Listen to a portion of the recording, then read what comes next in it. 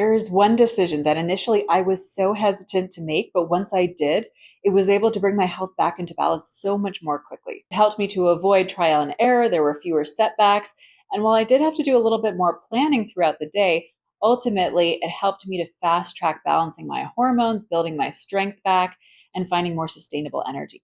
I'm Karina, and welcome to my channel where we discuss practical ways to elevate our wellness from a mind, body, soul perspective. The decision that I was so hesitant to make initially was to rely less on supplements and more on getting nutrients from the food that I was eating.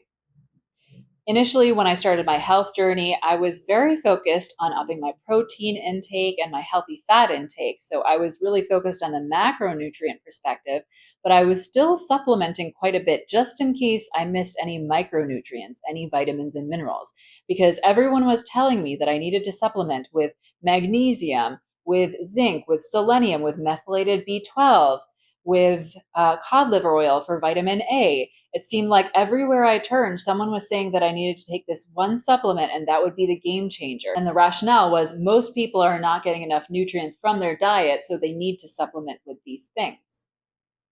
And while it's true that these are all nutrients that all of us need, and for certain segments of the population, such as people who are on restrictive diets, those who have diagnosed serious medical conditions, or older adults, significant supplementation may be helpful and even necessary. But for someone like me who didn't have a diagnosed medical condition and was already eating a nutrient-rich diet, it was much more efficient for me to just get most of my nutrients from the foods that I was eating. There were three main issues that I ran into when supplementing.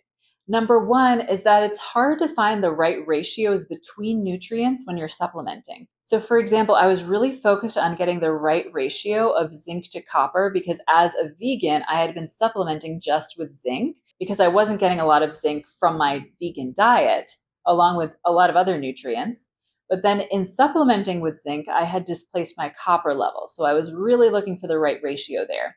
And I did find it in one supplement, but that same supplement also contained the beta carotene version of vitamin A, which is not the most bioavailable form because your body has to convert beta carotene into retinol in order to make vitamin A. And it doesn't do that very readily. And then along with this, even when I was looking for just certain nutrients over others, a lot of supplements would also sneak in really high concentrations of B vitamins. And they were in the methylated form, which is the ideal version.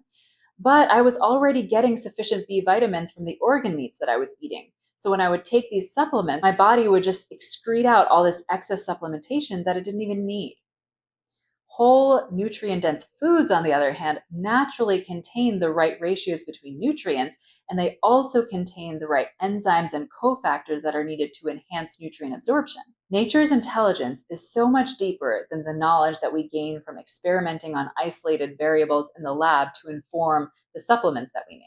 So here's how I ended up making the switch to getting most of my nutrients from my diet. So first of all, when I had switched from a vegan to a primarily animal-based diet, I started to get enough B12. And then I got my other B vitamins, copper and vitamin A, from the organ meats that I was eating, particularly beef liver.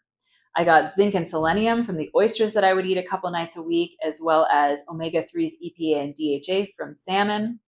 And then I would get my magnesium from the coconut water and avocado that I would put into my smoothie, along with raw milk, which is also rich in calcium and boron. And it's also a great source of probiotics, particularly when I would ferment it into a kefir.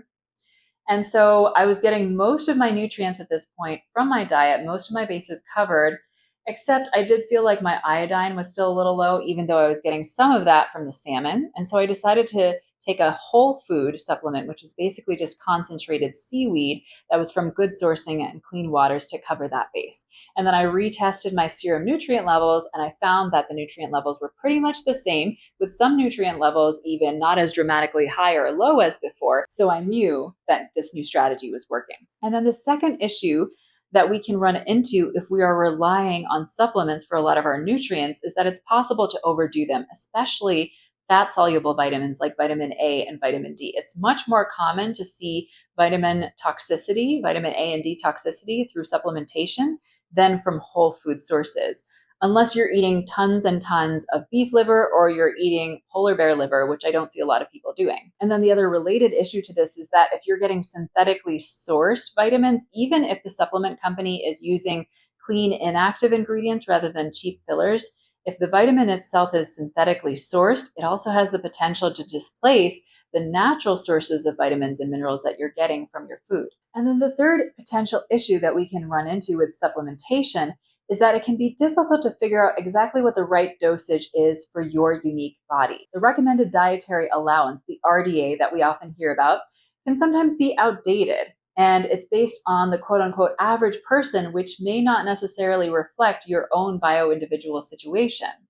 Nutrient demands will differ based on ethnicity, on gender, activity level, and health habits, age, and so many other factors. And so if you're taking a supplement that's been based on an RDA, or even if it's not, it's based on a certain population, then it might not be exactly what you need. An example was when I was supplementing with B12 when I was a vegan. And this was a great quality supplement, but it was a very high concentration. And that might have been perfect for somebody who had trouble methylating or whose mitochondria might have been having challenges. But for me, it ended up being just too much. I would take just a quarter of the recommended dosage, and even that would cause me to just bounce off the walls like I had been drinking 3 cups of coffee. And then I found that when I was getting my vitamin B12 from food, that stopped happening. And so this supplement may have been great for certain populations, but for me, it was not the right dosage. Now, with all that being said, there is one supplement that I do take in addition to that whole food iodine based one.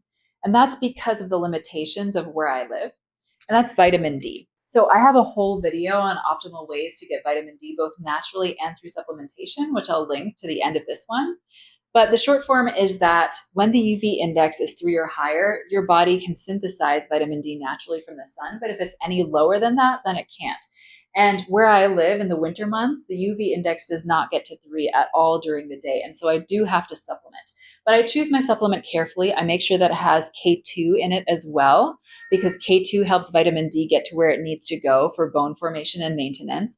And even though I do get vitamin K2 naturally from my diet through foods like cheese, egg yolks, and beef liver, I just want to make sure, since I'm supplementing with vitamin D and K2 are so intertwined, that both of them are in the supplement.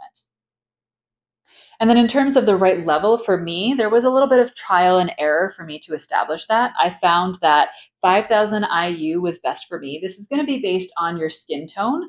I also assessed how I was feeling emotionally and in my body. And then I compared my vitamin D blood levels both when I was supplementing and when I was getting vitamin D naturally from the sun in the spring and summer months. And I found that the 5,000 IU dosage was similar to the natural synthesizing levels. It can be really easy when our health matters to us to throw everything we've got at it, eating all the nutrient-dense foods and also supplementing with all of the nutrients that we think we need.